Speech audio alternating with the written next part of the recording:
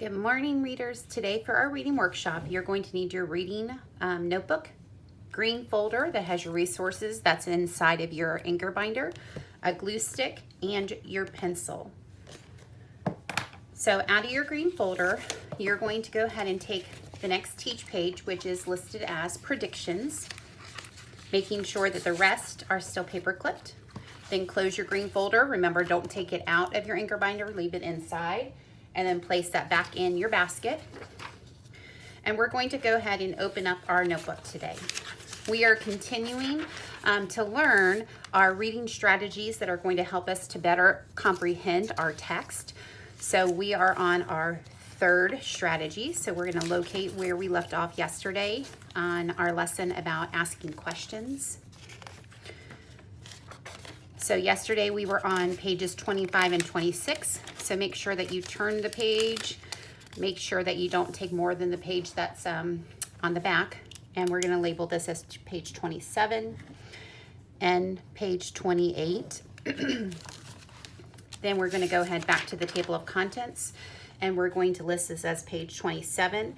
And as we said, we're continuing on with our lessons on reading strategies. And today we're focusing on making predictions and using our text evidence to support.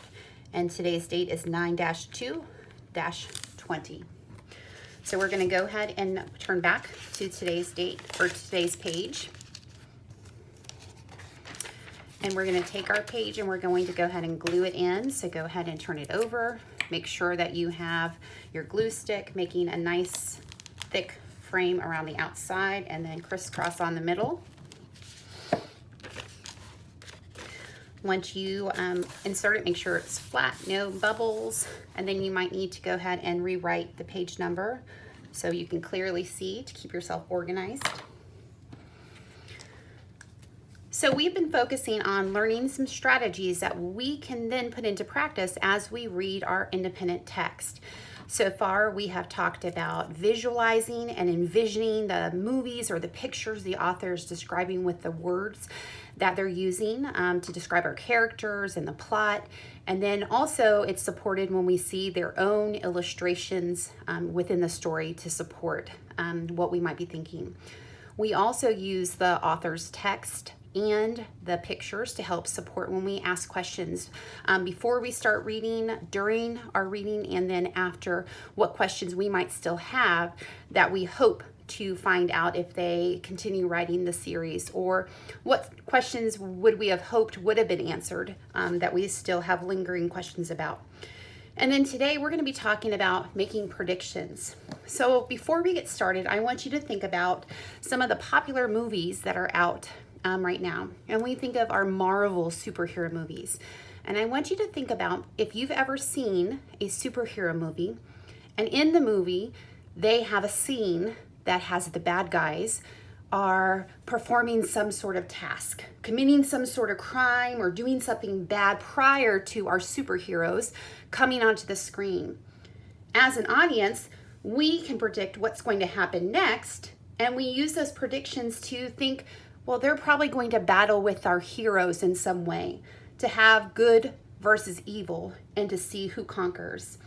We oftentimes will predict, and sometimes our predictions come out to be true, but also our predictions sometimes come out to be false based on wherever the author or the narrator wants to take the story. So we're going to be putting into practice today how our predictions can be supported with our prior knowledge and with what has been written in the text to make what we call educated guesses.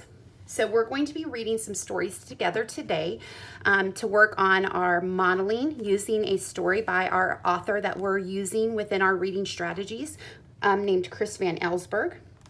And then you will have an article that is posted to this assignment that you're going to use for your independent work today. And this is putting into practice the same reading strategy in a nonfiction text. So we're going to start by filling in some information that we can use when applying our understanding. So at the top it says using, and we're going to fill in the first word is text. So using text or picture clues, readers predict what will happen, and our next word is next. So predictions are what we think will come next within the text. They use the author's clues, is the next word, to help them find. Evidence is the next word. To support their prediction. Readers never guess wildly, so we don't make unsupported guesses. We have to use the evidence within the author's words or illustrations to help us make an educated guess or prediction. Before we continue reading on our teach page, I want to look at some anchor charts that we have that are posted with your lesson. So I'm going to go ahead and zoom in a little bit so you can take a look. So how can we make predictions? Well, we have to first understand what is a prediction. So we said a prediction is a guess you make based off of clues in the text or pictures. And then when we make a prediction, we have to use that evidence. So we oftentimes use our sentence stems. So we might say the text and your schema. Schema is a fancy word for your background knowledge to make a prediction what might happen next in the story. So we might use the stem, I think, and we put in our own thoughts, because, and then we support it with the evidence that's directly within the story or text. On our next chart, it says making predictions uses the author's clues in the story to help you think about what might happen next. No guessing. We have to be a detective. And when we're a detective, we're looking for keywords the author is placing within their text to let us know that they're important pieces of information that will help lead us to the right conclusion. So we talked about briefly that there are sentence stems that we use to make predictions. So we want to know, how can we talk and write about predictions? So some more stems that we might be using are, I predict that, or I think blank will happen because. The third one is, because blank happened, I bet, and then we fill in our prediction. I bet the character will, and then we tell what our prediction is because, support it with our evidence from the text. And then the last one is, since blank happened, I bet. So in all of our sentence stems, we make a prediction and then we support it with the evidence directly from the text. So today for our lesson, we're going to be reading the story, The Garden of Abdul Ghazazi by Chris Van Ellsburg. And as we're reading, we're going to be thinking about the three parts of a story. Yesterday, we talked about what was important to ask questions before we started reading. So we're going to be looking at the cover illustration, the title to see if it gives us any clues. During reading, we're going to be filling in some questions we might be asking ourselves to help make those predictions using the evidence. And then when we're done, we're going to be looking at, was the prediction we made within our story correct or not, and then why? As we're reading, you can also get out a sticky note to help jot down some of your notes, because as readers, it's important to track our thinking. So you can jot down some of the clues that you think the author is giving us with the words they're using, or some of the picture clues, and you can jot them down. Underneath are some of the sentence stems that you might use as a reader. So you might want to lift one of these stems and place it on your sticky note to help track your thinking or your prediction with the evidence from the text. Okay? So before we start reading, we have to be able to finish our questions that we're going to focus on. So the first one is going to say, what will the main, and we're going to be reading fiction, so it's going to be character, do next? Why do you think they will? So we're looking at our character's actions. The second one is, do events happen? And we're going to use the phrase again and again. This is going to be something we circle back to and focus on when we learn about our signpost. And this is important when an author gives us the same bit of information that focuses on a character's actions or words that we might see within a text. And why do you think so? Will this continue? And the last part says, stop and think about what you know about the, and this is character or event. And then what could happen next? So we're looking closely at the events within a story, the characters, and then trying to make an educated prediction about what's going to happen next within a story. So we're going to be reading the story, The Garden of Abdul Ghazazi.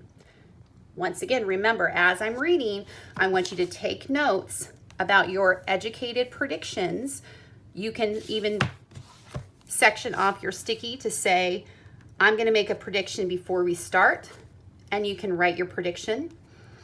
You're going to have a place in the middle for what is a prediction you're going to make in the middle of the story. So using some of these questions, you can focus on one. And then when you're done, you're going to make a prediction. Was my prediction that I made either before or during correct? And why was it so? What words or pictures helped me make a correct prediction? The Garden of Abdul Ghazazi. 6 times Miss Hester's dog, Fritz, had bitten dear cousin Eunice. So when Miss Hester received an invitation to visit Eunice, she was not surprised to read, P.S. Please leave your dog home. On the day of her visit, Miss Hester asked young Alan Mintz to stay with Fritz and give him his afternoon walk. As soon as Miss Hester left, Fritz ran into the parlor. He loved to chew on the chairs and shake the stuffing out of the pillows, but Alan was ready. All morning long, he kept Fritz from sinking his sharp little teeth into the furniture. Finally, the dog gave up and fell asleep, exhausted. Alan took a nap too, but first he hid his hat under his shirt, hats being one of Fritz's favorite things to chew. An hour later, Alan quickly awoke when Fritz gave him a bite on the nose. The bad-mannered dog was ready for his afternoon walk. Alan fastened Fritz's leash and the dog dragged him out of the house. Walking along, they discovered a small white bridge at the side of the road. Alan decided to let Fritz lead the way across. Some distance beyond the bridge, Alan stopped to read a sign. It said, absolutely, positively, no dogs allowed in this garden. At the bottom, it was signed, Abdul Ghazazi, retired magician. Behind the sign stood a vine-covered wall with an open doorway. Alan took the warning quite seriously. He turned to leave, but as he did, Fritz gave a tremendous tug and snapped right out of his collar. He bolted straight ahead through the open door with Alan running right behind. This is a great time in our story to stop and think of, what do I predict is going to happen next? Using the evidence from the story so far, we know that there is a sign that they just ran into that said, absolutely, positively, no dogs allowed in this garden. And we know that it was also signed by this retired magician, Abdul Ghazazi. But when we know that the dog made a tremendous tug and snapped out of his collar and ran straight for the open door that had the sign of no dogs allowed, what can we predict next? So looking back in your notebook, you need to write a prediction focusing on one of your questions. What will the main character do next? Why do you think they will?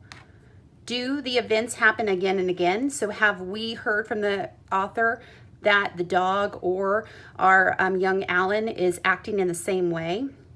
And then we're supposed to stop and think about what you know already about the character. So some of the information the author's given us about the dog's behavior or Alan's behavior and who they are as a character. And then what do we think is going to happen next? So this is a good time to pause the video and jot down your prediction. When you're ready, you can come back and push play so you can hear the rest of the story. Fritz, stop, you bad dog, cried Alan, but the dog simply ignored him. Down shadowed paths and across sunlit lawns, they raced deeper and deeper into the garden. Finally, Alan drew close enough to grab hold of Fritz, but as he reached out, he slipped and fell. Fritz barked with laughter as he galloped out of sight. Alan slowly picked himself up. He knew he had to find Fritz before Mr. Ghazazi discovered him. Bruised and tired, he hurried off in the dog's direction. After a long search, Alan was ready to give up. He was afraid he might never find Fritz, but then he came upon fresh dog prints.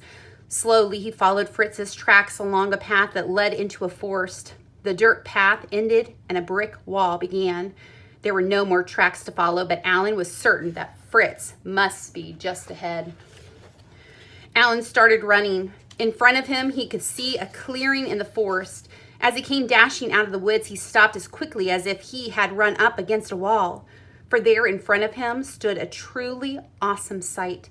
It was the house of Gazazi. Alan nervously climbed the great stairs, convinced Fritz had come this way and been captured. The boy's heart was pounding when he arrived at the huge door. He took a deep breath and reached for the bell. But before he touched it, the door swung open. There, in the shadow of the hallway, stood Gazazi the Great. "Greetings, do come in," was all that he said. Alan followed Gazazi into a large room. When the magician turned around, Alan quickly apologized for letting Fritz into the garden. He politely asked that if Mr. Gazazi had Fritz, would he please give him back? The magician listened carefully and then, smiling, said, "Certainly you may have your little Fritzy. Follow me." With those words, he went to the door and led Alan back outside. They were walking across the lawn when suddenly Gazazi stopped by a gathering of ducks. He began to speak in a voice that was more like a growl. "I detest dogs. They dig up my flowers. They chew on my trees. Do you know what I do to dogs I find in my garden?" "What?" whispered Alan, almost afraid to hear the answer. "I turn them into ducks," bellowed Gazazi. In horror, Alan looked at the birds in front of him. When one duck came forward, Gazazi said, "There's your Fritz." Alan begged the magician to change Fritz back. "Impossible," he answered. "Only time can do that. This spell may last years or perhaps just a day. Now take your dear bird and please don't come again." When Alan took the bird in his arms, it tried to give him a bite. "Good old boy," said Alan sadly as he patted the bird on the head. "You really haven't changed so much." With tears in his eyes, he started for home. Behind him, Alan could hear Gazazi laughing. As he approached the stairway, a gust of wind took Alan's hat sailing right off his head. Running along with one arm reaching for the hat, Alan lost his hold on Fritz. The duck flew out ahead and grabbed the hat in midair. But instead of landing, he just kept on flying higher and higher until he disappeared in the afternoon clouds. Alan just stood and stared at the empty sky. "Goodbye, old fellow," he called out sadly, sure that Fritz was gone forever. At least he had something to chew on. Slowly, one step after another, Alan found his way back to the garden gate and over the bridge. It was sunset by the time he reached Miss Hester's. Lights were on and he knew she must be home. With a heavy heart, he approached the door, wondering how Miss Hester would take the news. When Miss Hester came to the door, Alan blurted out his incredible story. He could barely hold back the tears. Then racing out of the kitchen, dog food on his nose, came Fritz. Alan couldn't believe his eyes. "I'm afraid Mr. Gazazi played a trick on you," said Miss Hester, trying to hide a smile. "Fritz was in the front yard when I returned. He must have found his own way back home while you were with Mr. Gazazi. You see, Alan, no one can really turn dogs into ducks. That old magician just made you think that duck was Fritz." Alan felt very silly. He promised himself he'd never be fooled like that again. He was too old to believe in magic. Miss Hester watched from the porch as Alan waved goodbye and hurried down the road to go home. Then she called out to Fritz, who was playfully running around the front yard.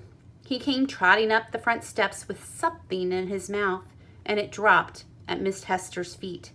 "Why, you bad dog," she said. "What are you doing with Alan's hat?" So I want you to stop right here and think about, what did the author tell us had happened to Alan's hat previously when he was in Mr. Gazazi's garden? Then make a prediction about why you think that the dog has the hat now.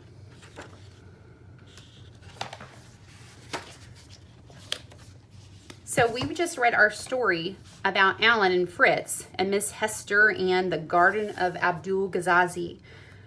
You made a prediction before based on the illustrations on the front cover and the name. We made a prediction about our characters and what we were told at the beginning of a story to help us understand what we think might have happened once he went through the garden gates. And then after, was your prediction right? Did whatever happen in the story once he went inside? And do you have any other predictions that you can make based off of the information the author has provided you? Remember that underneath your sticky note, you have sentence stems that you could have used to help frame your question to show your prediction and the evidence from the text that supports it. Within our reading strategies lessons, we will be reading more Chris Van Allsburg's books. And as we read his remaining books, each book, there is a hidden character that always pops up in the illustrations. So I want you to pay close attention. Any of our books by Chris Van Allsburg will always have the character of Fritz in one of the pictures. So I want you to be a detective and be looking for those as we continue our lessons on reading strategies. The last part of your lesson today on predictions is reading the article that is on your lesson called Topiary, a Living Sculpture. This is a piece of nonfiction or informational text that you are going to use your reading strategy of predictions while reading. So you're going to be focusing on what predictions can you make based on looking at the illustrations, any pictures or charts, graphs, or bold-faced words within. We should realize that our text features within an informational text, sometimes you have all of the text features, sometimes you have a few. So look at what is being provided to you. You're going to attach a sticky note to this section as well, and you're going to separate it into the 3 areas as we did with the fiction sticky note. So at the top, record your prediction about what you think this article is going to be about based on the title and illustrations. As you are reading, you're going to continue making some predictions based on what the author is providing you with the words. So we're going to fill in the blanks. One question you can focus on is what else is needed to help you, the word is understand. Number 2 is, do you know about this subject? What else will the author explain? So we're trying to look at our schema or background information to see if it supports our comprehension of the text. Number 3 is this new information, or is this new information for you? So do you have any prior knowledge of this subject, or is it completely brand new and you're learning just from reading the information from today? And what do you think that they will explain next?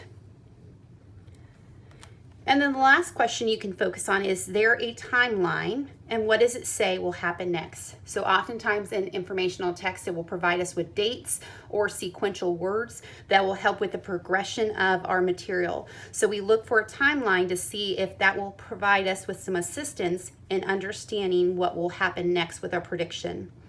So as you're reading, you are going to be answering one of the questions about how you can predict. You can use a sentence stem that is right under your sticky note again to help you with your prediction and support from the text. And then the final section is making a prediction after. Was the prediction you made correct? And then explaining why was it or why was it not correct.